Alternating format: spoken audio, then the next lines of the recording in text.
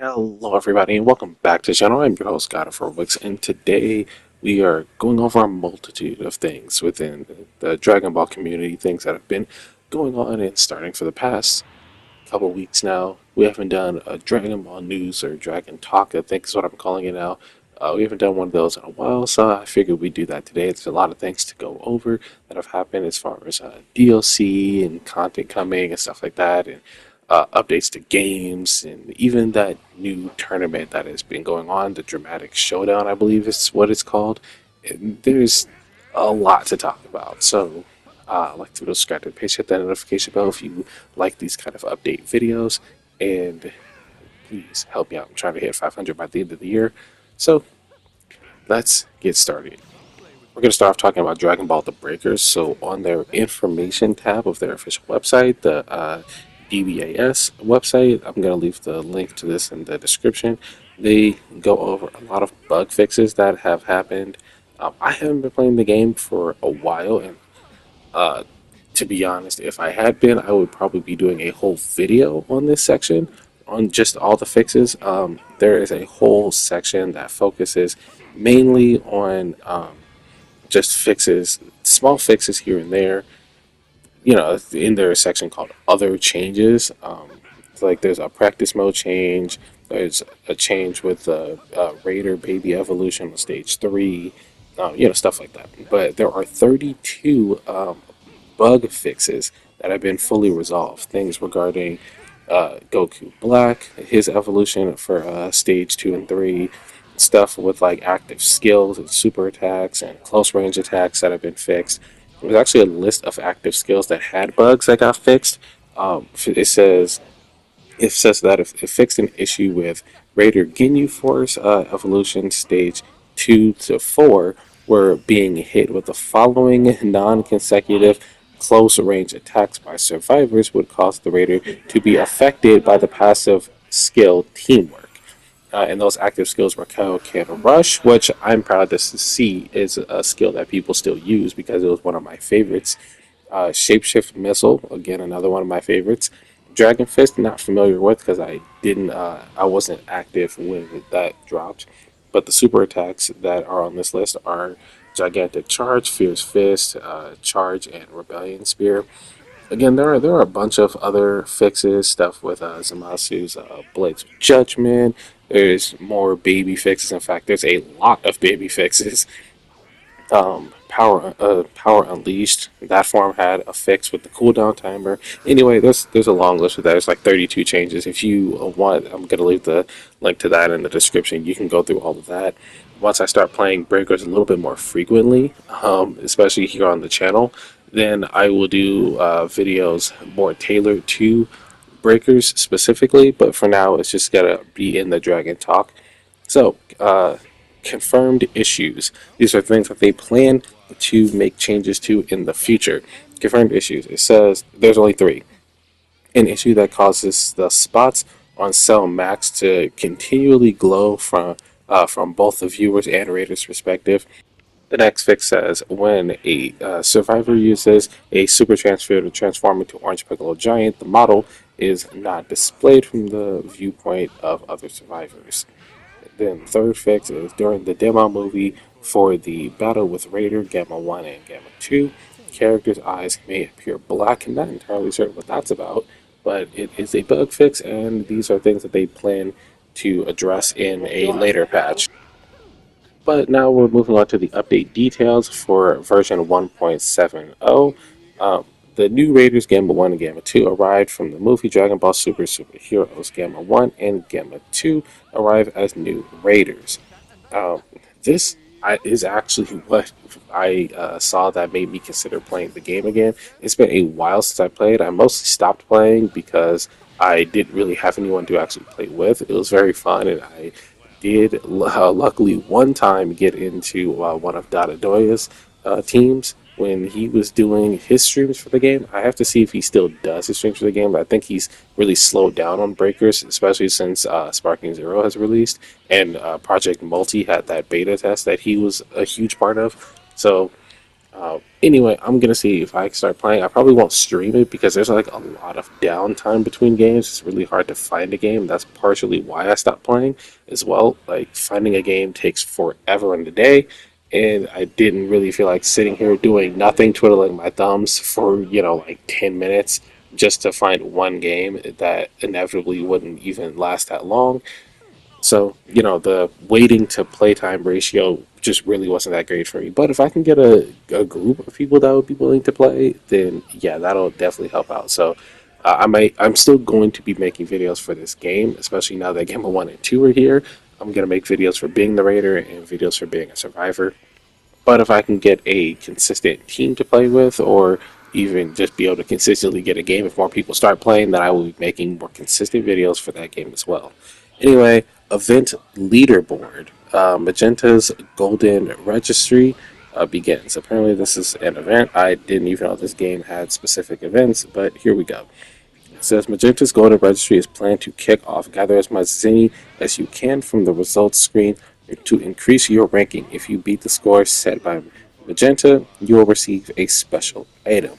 Play a lot and aim for the top rank. So I personally believe that this event is kind of what they're doing to mitigate that issue that I just talked about, where I said that I couldn't really ever like find a game, or it would take too damn long to find a game. So the waiting to player ratio was just way too tilted in the negative for me. I I think with an event like this that gives an incentive for just being on the game in general, and gives you like a score to competitively try to beat it will, I believe it's going to help out the player base. I'm not sure where it's at now or where it was before this update came out, so I'm not sure how much people were playing as opposed to how much they've been playing since this event started. But I'll find out when I start playing. Last thing I want to talk about with Breakers is the ranked mode. Season 7 ranked matches coming mid December. This is another thing that I didn't know about. I didn't know this game had ranked. When I was playing, I don't recall there being ranked. Maybe there's always been ranked and I just never participated, but it is what it is. Anyway, it says during the ranked period, you can earn ranked points from wins and losses in online matches. I want to assume that's based on how long you last and how much you participate.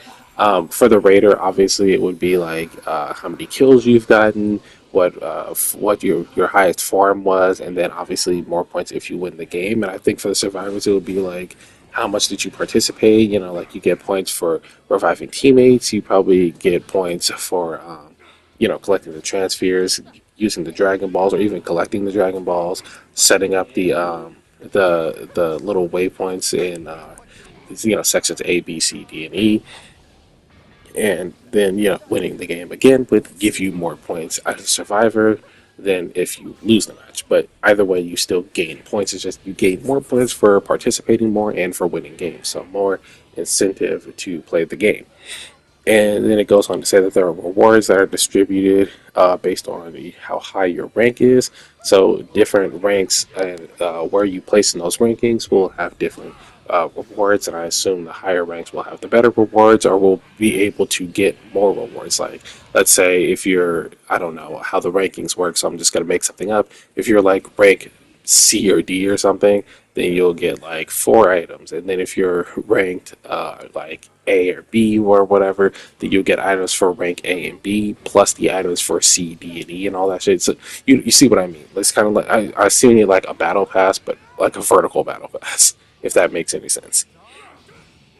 Um, yeah, so there's more information on here regarding this game, but I'm not really going to get into all that because it's a lot of information. So, again, the link is in the description below. So, if you want to take a look at that, go right ahead, be my guest.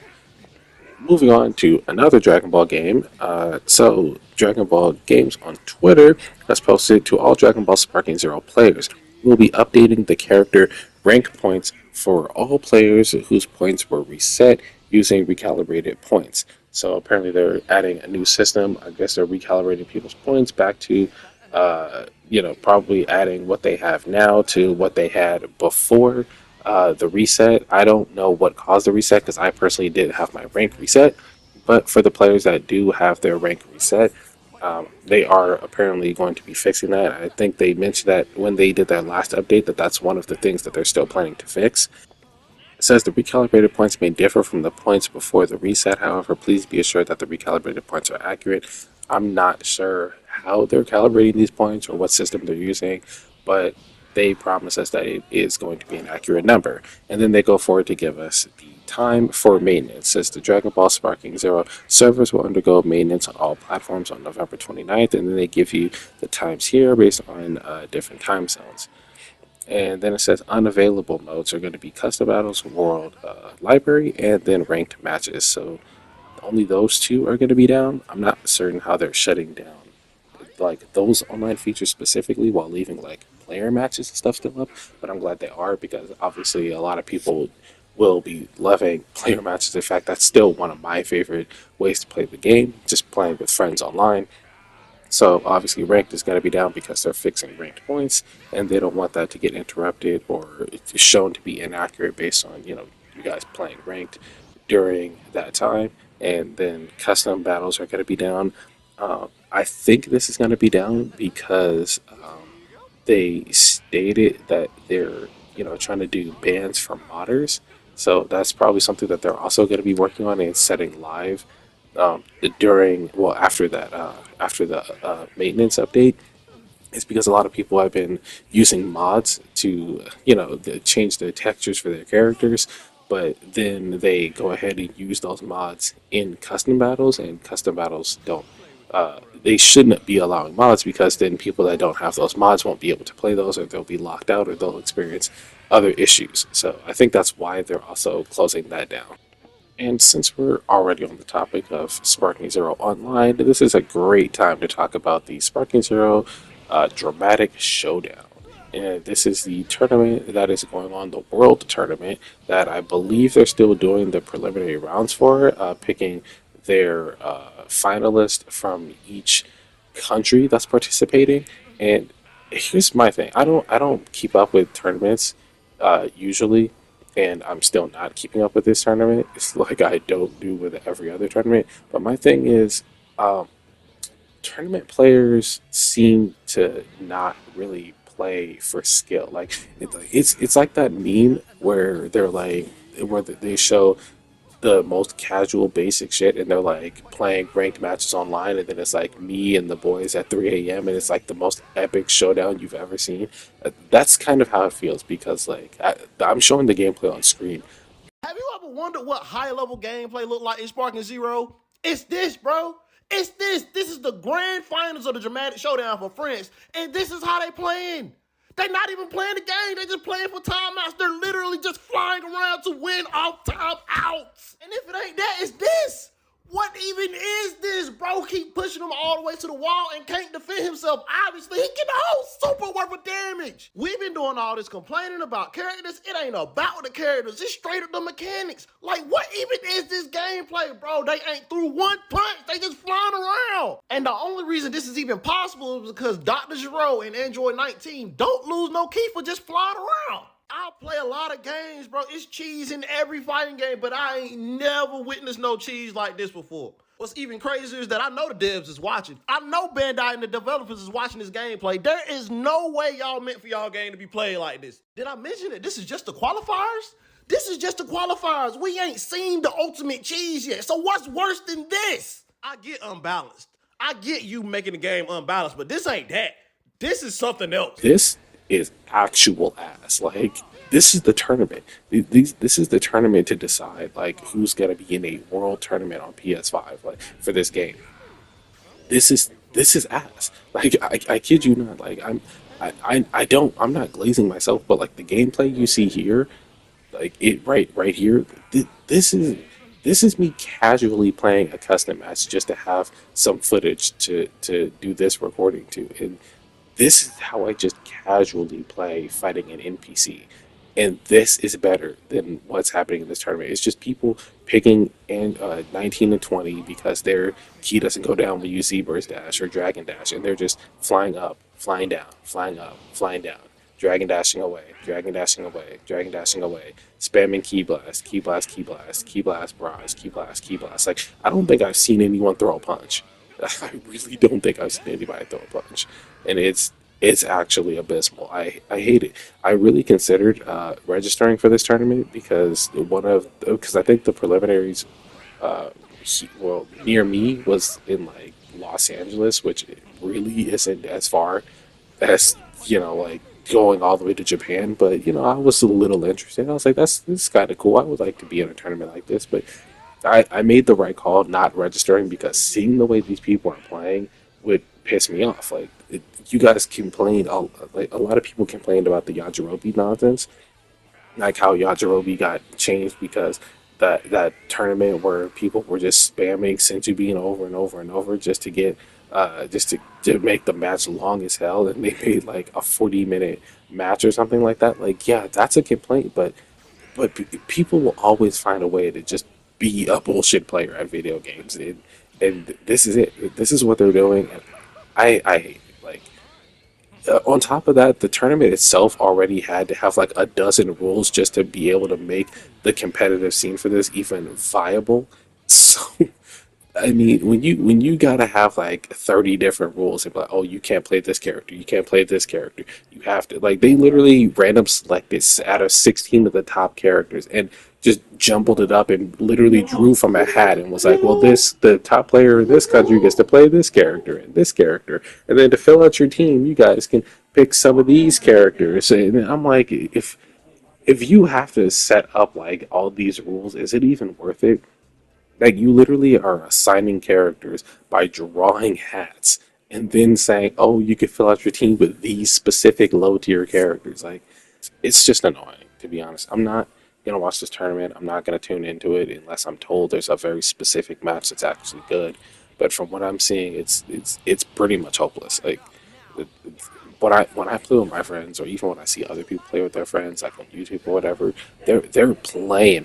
And what's crazy is people in ranked mode, like people that play ranked, in my opinion, have like kind of been ruining the way the game is looked at by just playing like the same five top tier characters and spamming their strong techniques just to get cheap little wins. But even that, those people are actually playing the game. Like those are people that have something to lose, like your elo points and your ranking. You can lose your rank, and those players are even playing better than the people that are playing this tournament. Like you guys allegedly love this game and like playing it, but then when you're given the opportunity to play publicly in front of millions of players or millions of viewers and be in an actual tournament by the people that nominated by the people that actually created the game, you play like this. So yeah, I really dodged a bullet not entering, and I'm really really not looking forward to the rest of this tournament. But